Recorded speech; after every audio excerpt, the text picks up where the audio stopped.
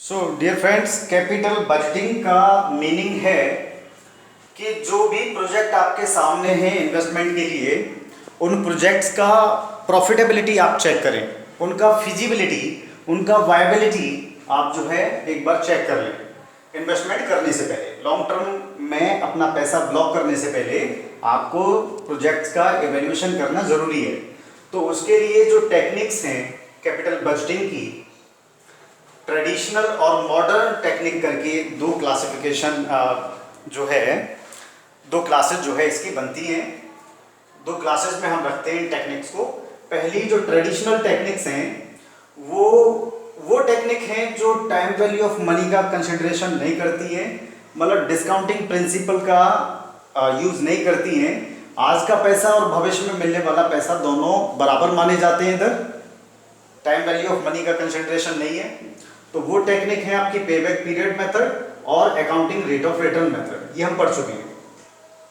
इसके बाद modern technique में ये तीन टेक्निक आप देख रहे हैं, नेट प्रेजेंट वैल्यू और प्रॉफिटेबिलिटी इंडेक्स और internal rate of return method. ये तीनों ही टेक्निक आपकी टाइम वैल्यू ऑफ मनी का कंसिडरेशन करेंगी और डिस्काउंटिंग प्रिंसिपल का अप्लाई करके जो भविष्य में मिलने वाली कैश इनफ्लोज हैं, अमाउंट हैं, उनका पहले प्रेजेंट वैल्यू कैलकुलेट की जाएगी डिस्काउंट करके उनको, और प्रेजेंट वैल्यू जब आ जाएंगी तो उनको कैलकुलेशंस में फिर यूज़ किया जाएगा। दैट मीन्स कि डिस्काउंटिंग प्रिंसिपल अप्लाई करके पहले प्रेजेंट वैल्यू सारी फ्यूचर इनफ्लोज की जानी जाएगी और उसी के बेसिस पे फिर प्रॉफिटेबिलिटी चेक की जाएगी। तो 1 रुपया आज का भविष्य के 1 रुपये के बराबर नहीं, बल्कि दोनों में अंतर यहाँ माना जाएगा, क्योंकि हम जानते हैं टाइम वैल्यू ऑफ मनी का जो कंसेप्ट है वो कहता है कि आज का रुपया और भविष्य का रुपया दोनों बराबर नहीं है, बल्कि आज के रुपये की वैल्यू ज़्यादा है। और वो ज़्यादा क्यों है हम बात कर चुके हैं पहले ही, क्योंकि आज का रुपये को हम इन्वेस्ट करके कहीं उस पर 2 रुपया कमा सकते हैं, उस पर कुछ रिटर्न कमा सकते हैं। हम कहीं आज कोई सामान ले लेंगे तो वो भविष्य में महंगाई होगा इन्फ्लेशन के कारण, तो आज हम सामान ज़्यादा ले सकते हैं, भविष्य में उतना सामान नहीं ले पाएंगे। तो ऐसे करके कुछ रीजंस हैं कि हम आज के रुपए को भविष्य में मिलने वाले रुपए से ज़्यादा वैल्यू देते हैं। ठीक है, तो टाइम वैल्यू ऑफ मनी का इधर कंसिडरेशन रहेगा तीनों टेक्निक में। आज हम सबसे पहले नेट प्रेजेंट वैल्यू मेथड जो है इसको देखेंगे।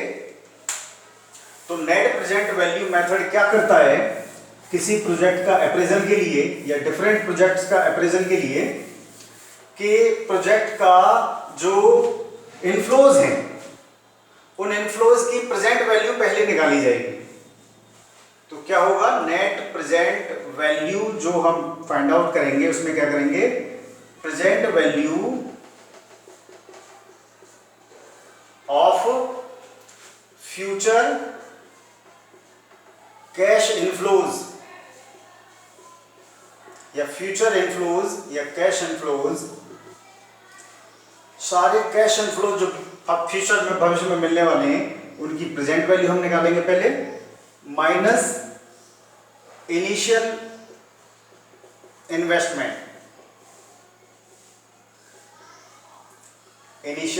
इन्वेस्टमेंट, या कैश आउटले भी आप कह सकते हैं, कैश आउटले। इसका मतलब ये है कि जो हम पैसा लगा रहे हैं किसी प्रोजेक्ट में, उसको हम घटा रहे हैं जो भविष्य में इस प्रोजेक्ट से मिलने वाले कैश इनफ्लोज हैं उनकी प्रेजेंट वैल्यू में से। सारे कैश इनफ्लोज की प्रेजेंट वैल्यू निकाली हमने और उनको टोटल कर लिया, और उनकी प्रेजेंट वैल्यू, कैश से आने वाले इनफ्लोज की प्रेजेंट वैल्यू अगर हमारी इन्वेस्टेड अमाउंट से ज़्यादा है तो हमारा नेट प्रेजेंट वैल्यू पॉजिटिव आएगा, एनपीवी की वैल्यू पॉजिटिव आएगी। और अगर एनपीवी की वैल्यू पॉजिटिव आएगी तो हम प्रोजेक्ट को एक्सेप्ट कर लेंगे, और अगर नेगेटिव आएगी तो हम रिजेक्ट कर देंगे। नेगेटिव कब आएगी, जब हमारे इन्वेस्टमेंट ज़्यादा होगा रिटर्न से, हमने जो पैसा हमें मिल रहा है उसकी प्रेजेंट वैल्यू अगर कम होगी हमने जो पैसा लगाया है उससे, तो एनपीवी की वैल्यू आपकी नेगेटिव आएगी, और नेगेटिव होगी तो हम जो है प्रोजेक्ट को रिजेक्ट कर देंगे, एक्सेप्ट नहीं करेंगे। ठीक है, अगर एनपीवी की वैल्यू 0 आए तो हम प्रोजेक्ट एक्सेप्ट करेंगे या रिजेक्ट करेंगे? एनपीवी की वैल्यू 0 आए तो डिपेंड करता है कि हमने जो कैश इनफ्लोज हमें मिलने वाले हैं उनको किस रेट से डिस्काउंट किया है। अगर हमने इन कैश इनफ्लोज को अपने डिजायर्ड रेट से डिस्काउंट किया है, डिजायर्ड रेट ऑफ रिटर्न, मान लो हम 9% का रिटर्न चाहते थे कि हमें हमारा जहां भी इन्वेस्टमेंट हम करें उस पर 9% का रिटर्न मिले ही मिले। अब हमने क्या किया कि जो भी इनफ्लोज उससे मिले उनको 9% से डिस्काउंट किया, और मान लो सारी डिस्काउंटेड वैल्यू जो आई 4-5 साल के इनफ्लोज की वो 10 लाख रुपए बन के आई, और हमने इन्वेस्टमेंट भी उसमें 10 लाख रुपए किया। हमने जो ये डिस्काउंट किया 9% से डिस्काउंट किया, जो कि हमारा डिजायर्ड रेट था। हम 9% ही चाहते हैं तो 9% ही हमने डिस्काउंटिंग रेट यहाँ लेके चले, और डिस्काउंट करने के बाद 10 लाख रुपए सारे इनफ्लोज की प्रेजेंट वैल्यू निकल गए। तो इनफ्लोज की प्रेजेंट वैल्यू में से हमने आउटफ्लो जो हुआ, इन्वेस्टमेंट जो हुआ उसको घटाया, तो हमारी एनपीवी की वैल्यू 0 आई। तो 0 होने के बावजूद हम जो है इस प्रोजेक्ट को एक्सेप्ट कर लेंगे, क्योंकि हमने 9% से डिस्काउंट करके सारे कैश इनफ्लोज को जब चेक किया, 9% से डिस्काउंट किया, तब भी हमारे इन्वेस्टमेंट के बराबर वो बैठा। इसका मतलब कम से कम हमें जो डिजायर्ड रेट है वो 9% तो ये देने ही वाला है। ठीक है, तो ऐसी सूरत में हम ऐसे प्रोजेक्ट को स्वीकार कर लेंगे, एक्सेप्ट कर लेंगे। अगर हमारा डिजायर्ड रेट ज़्यादा है तो हो सकता है हम 0 एनपीवी के साथ कोई प्रोजेक्ट है उसको स्वीकार ना करें। तो एक क्वेश्चन हमारे सामने है, इसको हम सॉल्व करके देखते हैं।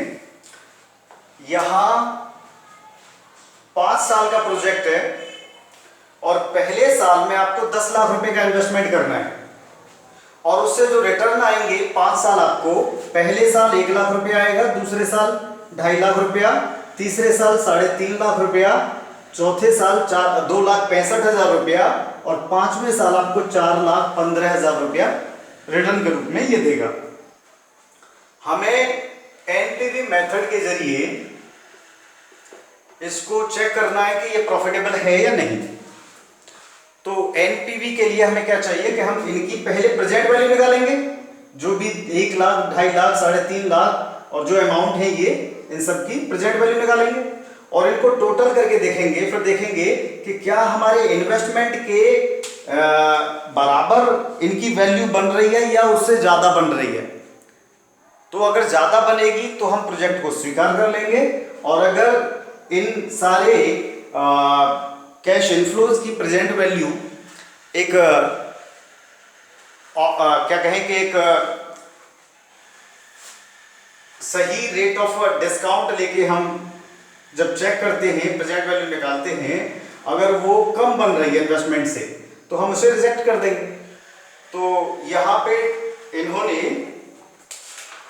डिस्काउंट रेट भी आपको दिया है, assuming the required rate of return of the firm is 9%। ये फर्म का रिक्वायर्ड रेट ऑफ रिटर्न है आपका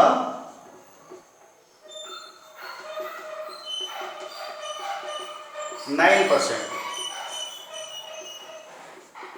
फर्म 9% चाहती ही चाहती है। तो हम जानते हैं कि किसी अमाउंट की प्रेजेंट वैल्यू जानने के लिए क्या फॉर्मूला है, present value is equal to cash inflow, भविष्य में जो अमाउंट मिलने वाली है, अपॉन 1 + r⁴n।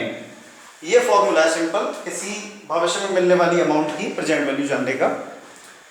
तो यही फॉर्मूला हम यहाँ यूज करते हुए सारी वैल्यूज की प्रेजेंट वैल्यू निकालेंगे। तो एनपीवी यहाँ हम कैसे निकालेंगे, सारी वैल्यूज को रख देते हैं। जैसे 1 लाख रुपया मिलेगा 1 साल बाद, 1 + r⁴ 1 + 2.5 लाख रुपया मिलेगा दूसरे साल के एंड में, 1 + r⁻², और r यहाँ पे कितना है, r है आपका 9%, मतलब 0.09, 9% मीन्स 0.09।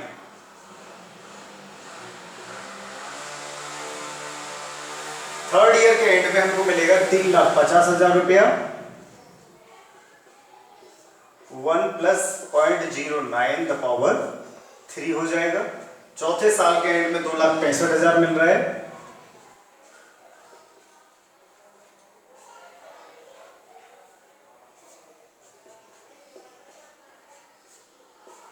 तो ⁴ प्लस पांचवें साल के एंड में 4,15,000, 1 + 0.09⁵। ये इन सारी अमाउंट्स की प्रेजेंट वैल्यू हो जाएगी, टोटल कर लेंगे, minus cash outflow. Cash outflow 10 lakh रुपए का है। तो जब हम इनकी प्रेजेंट वैल्यू निकालते हैं तो प्रेजेंट वैल्यू ये 1 लाख रुपए की जो 1 साल बाद मिलने वाला है उसकी निकल के आई आपकी 91,743, और 2.5 लाख रुपया जो 2 साल बाद मिलने वाला है उसकी प्रेजेंट वैल्यू आप सॉल्व करके देखेंगे तो निकल के आएगी आपकी 2,50,000, 2,10,419, 2,10,419। 2.5 लाख तो अमाउंट ही था, तो कुछ कम ही निकल के आएगी। और तीसरे साल के एंड में आपका जो 3,50,000 देख रहे हैं उसकी प्रेजेंट वैल्यू निकल के आई 2,70,270, और फोर्थ ईयर में 2,65,000 जो मिलने वाला है फोर्थ ईयर के एंड में उसकी प्रेजेंट वैल्यू आपकी निकल के आई 1,87,743। फिफ्थ ईयर के एंड में जो 4,15,000 है उसकी प्रेजेंट वैल्यू आपकी निकल के आएगी 2,69,725 रुपीज। और इन सारी प्रेजेंट वैल्यूज को अब हम क्या करेंगे, टोटल कर लेंगे। तो इस प्रोजेक्ट से ये हमें प्रेजेंट वैल्यूज इनकी जो कैश इनफ्लो भविष्य में मिलने वाले हैं उनकी निकल आई। इनको टोटल जब हमने किया तो ये बना टोटल आपका 10,29,000, इनका टोटल आपका बना 10,29,900, और हमारा इन्वेस्टमेंट कितना है 10 लाख रुपया। हमने इसकी प्रेजेंट वैल्यू नहीं निकाली, क्यों? क्योंकि ये तो आज ही हम लगा रहे हैं, तो आज का मतलब आज ही की वैल्यू है इसकी, तो इसमें कोई प्रेजेंट वैल्यू अलग से कैलकुलेट करने की जरूरत नहीं, ये ऑलरेडी प्रेजेंट वैल्यू इसकी। तो हमारा एनपीवी इस प्रोजेक्ट का निकल के आया 10,29,900 में से 10 लाख आपने घटाया तो 29,29,900 आपका नेट प्रेजेंट वैल्यू निकल के आया। और ये तब निकल के आया जब हमने इसको डिजायर्ड रेट जो था फर्म का 9%, उसी से हमने इसे डिस्काउंट किया। तो अगर ये 0 भी आता तब भी हम प्रोजेक्ट को चुन लेते, क्योंकि उस सूरत में भी ये 9% तो आपको दे ही रहा था, लेकिन ये तो आपको ज्यादा दे रहा है। 0 के बजाय नेट प्रेजेंट वैल्यू निकल के आई 29,900। इनफ्लोज की प्रेजेंट वैल्यू ज्यादा है आउटफ्लोज की प्रेजेंट वैल्यू से, तो हम प्रोजेक्ट को एक्सेप्ट कर लेंगे।